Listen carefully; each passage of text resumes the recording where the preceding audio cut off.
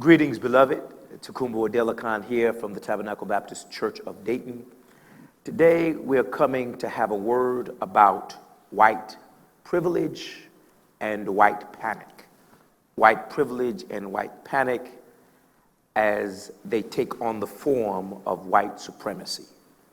What we've decided to do today for the sake of conversation is to lift up an acronym as is our consecrated custom here and is our transcendent tradition. So we've used the word stop to begin a conversation. Stop, S.T.O.P. And the outline for our discussion today will be S.T.O.P. S for systemic, T for toxic, O for optic, and P for parasitic. That's systemic, optic, systemic, toxic, optic, and parasitic. Let's begin with the systemic nature and character, if you will, of white panic and white privilege. First, let me begin by saying that in a nation that is constructed around race, that what race nomenclature means is who's in and who's out, who has the right to direct and who does not. And so in a nation bound by racial terms, white is supposed to mean right, and black is supposed to be something other than what's right. What we need to talk about, though, is the ways in which this notion has become systemic. What we mean by systemic is that this notion now permeates and pervades every sector, every system of society.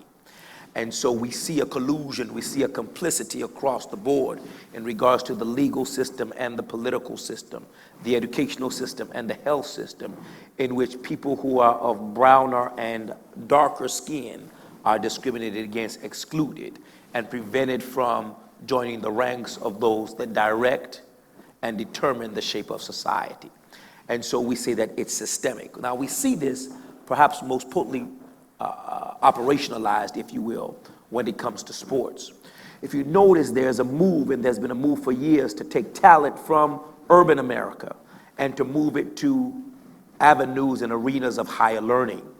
And what happens is when these black bodies are moved to the sports arenas in these great schools, these huge schools in the Big Ten, these huge schools in the ACC, they make enormous amounts of money for these schools. And you find a way in which this money does not trickle back to the communities where they come from, whether they be urban or semi-urban, and so on and so forth. So what happens is that these young black bodies now are used as instruments of wealth creation for these schools and these other environs, and their communities are left impoverished, and their people are left with little access to the institutions, ideas, and individuals that shape the course of society. And this has been going on historically, it's been going on systemically, and it's been going on across geographic regions. And so one of the things that I'm excited about in this moment is to see the ways in which sports figures, amen, and athletes are beginning to take this to task and beginning to find ways to decompose and deconstruct this system and create a system that is more fair, more just, and more equitable. And so we're excited about that. And that's the systemic nature, and that's somewhat, if you will, pragmatic and provisional, but I think it speaks loudly for how the nation tends to operate around black bodies. I think when you think about the toxic dynamics of race and white supremacy, we must understand that white supremacy is poisonous. And it's, to me, the wrong way to think about race is to talk about simply in terms of bifurcated or binary terms, that white people have a way of thinking about the world and black people have a way of thinking about the world. It's toxic because the spirit of white supremacy, I would argue, is demonic, it's exploitative. And that's to say it does not make life, it takes life. And when you have a spirit of white supremacy, you don't have to have white skin to be a victim of white supremacy. You don't have to have white skin to drink of the poisonous wells of white supremacy. Dr. Taylor, Gardner Taylor, and Dr. Cornel West would have a conversation back in the day. We were in seminary, they talked about how it's in the bowels of maternity, that white supremacy is in the air that we breathe. And that is to say that even those of darker skin have white supremacy in them. We have been taught and we've been shaped to think that if something is black, it's inferior, that black businesses don't do as well, that black intellectuals are not as smart, amen, that black scientists can't get it done the way other scientists do, black politicians are not as efficient. And so there's a suspicion, a hermeneutics of suspicion that we bring even to our own people.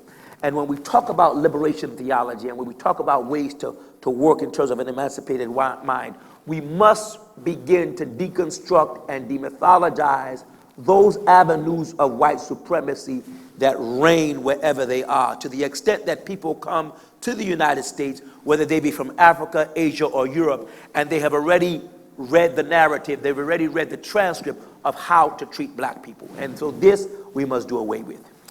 When we think about white supremacy, it's also important, not only do we think about it in terms of its systemic nature, and not only do we think about it in terms of its toxic nature, we must think about the optic dimension of white supremacy. That the point of white supremacy is for us to see it and feel it, and to us to be driven by it, for us to internalize it through sight and sound, even before we are conscious of how it directs our activities and shapes our behavior. I'll give you a classic example, if you will. The grand historical example is that even in the Old Testament, and as you come into the New Testament, you find oppressors using the power of optic oppression to intimidate those that they conquered. In the New Testament, around Galilee and Palestine, the Roman Empire would set up stakes where they would impale bodies of the Galileans, impale bodies of those that they subjugated. So passers-by could see what happens to those that transgress against the Roman Empire. So even though they may be moral human beings, they may be militant in their morality, they may be prophetic, if they said anything or did anything that the Roman Empire decided to be out of bounds, they would suffer what you would call the death penalty.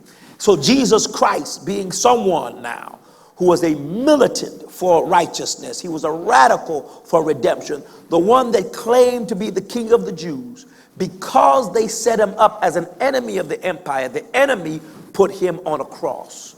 The cross was the symbol, it was the sign, and it was the instrument of Roman domination as they decided to subjugate the darker bodies, the poorer bodies of that empire.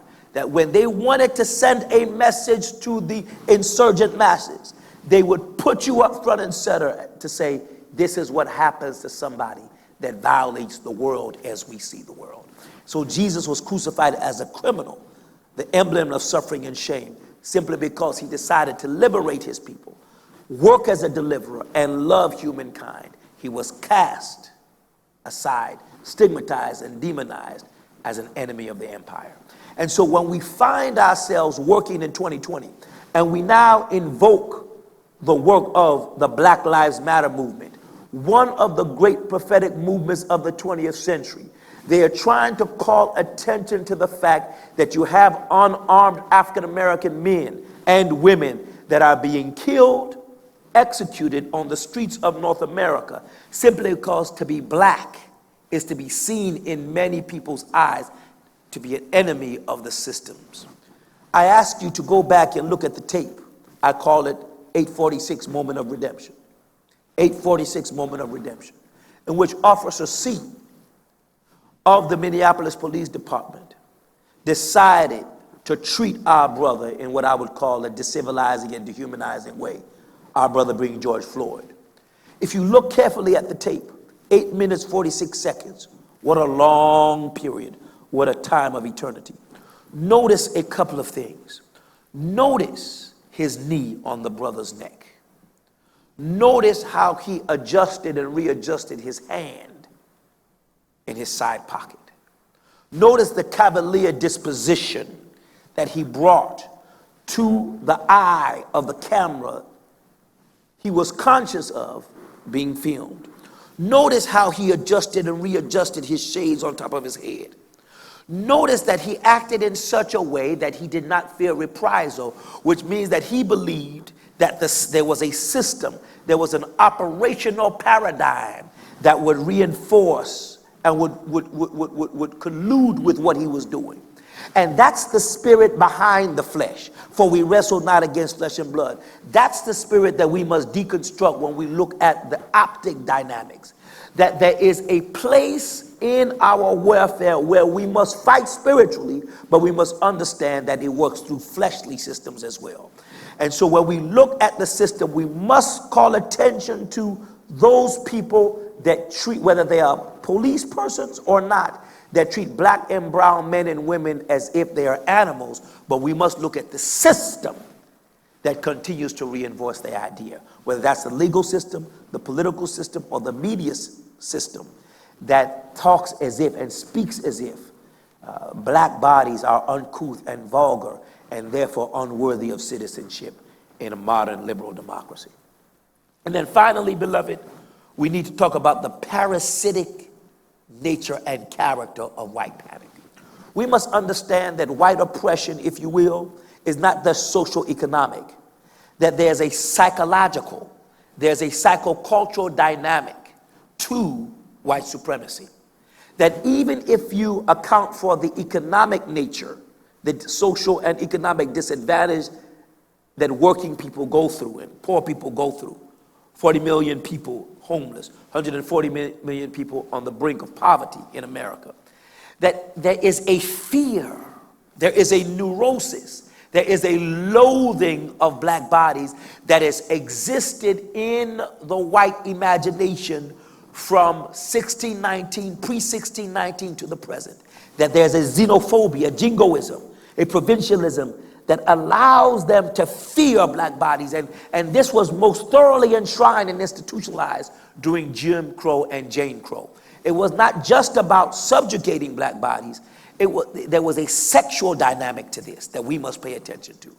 That black bodies were seen as persona non grata, and black men were punished severely and at a heightened rate if they were seen as engaged in any kind of sexual relations with white women, because they believed that if black men and white women got together, or if black women and white men got together, there would be a mongrelization of the races, and that would be the end of the empire, the end of the civilization as they saw it. So in the back of the mind and sitting at the center of this denigration and degradation of black bodies is a sexual dynamic that we must pay attention to. So when you look at the parasitic nature of white supremacy, that there's a fear here, and there's a belief that the only way people on this end can have stability and decency in their lives if they take away from people who live in this community.